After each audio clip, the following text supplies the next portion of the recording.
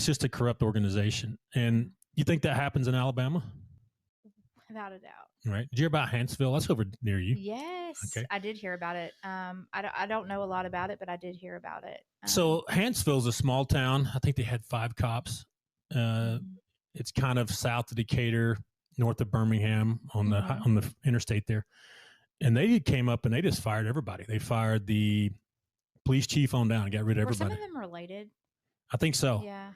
And it was a big problem because they were pinning evidence on people that wasn't there and all these things, and a big string of corruption going on.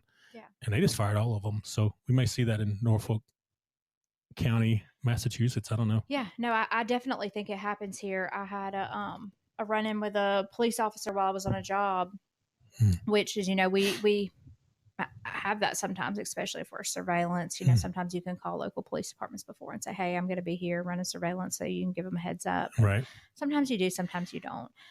And I had a police officer, not believe anything I was saying and, put his hand on a gun. I mean, this guy looked out of his mind. You look threatening, Samantha. Yeah, so. Right.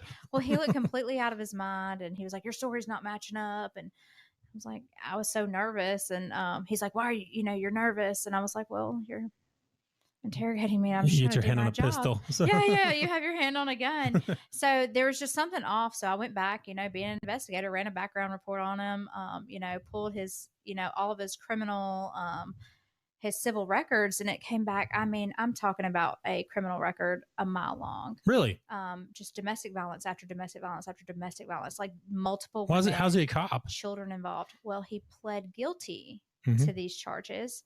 And whenever you plead guilty, apparently, so you're admitting that you did it, but you can get like deferred prosecution. So you're not technically convicted. And in Alabama, you have to be convicted of a crime to.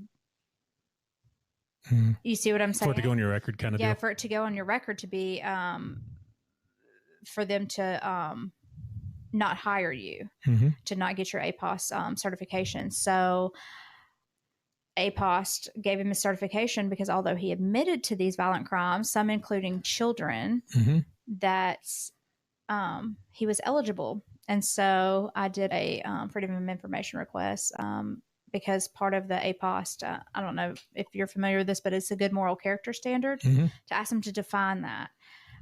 That's been 6 months ago, and they've yet to define what good moral character is. So there's loopholes. And then in Alabama, I see a lot of department jumping. They just recently, in the past few years in Alabama, enacted a database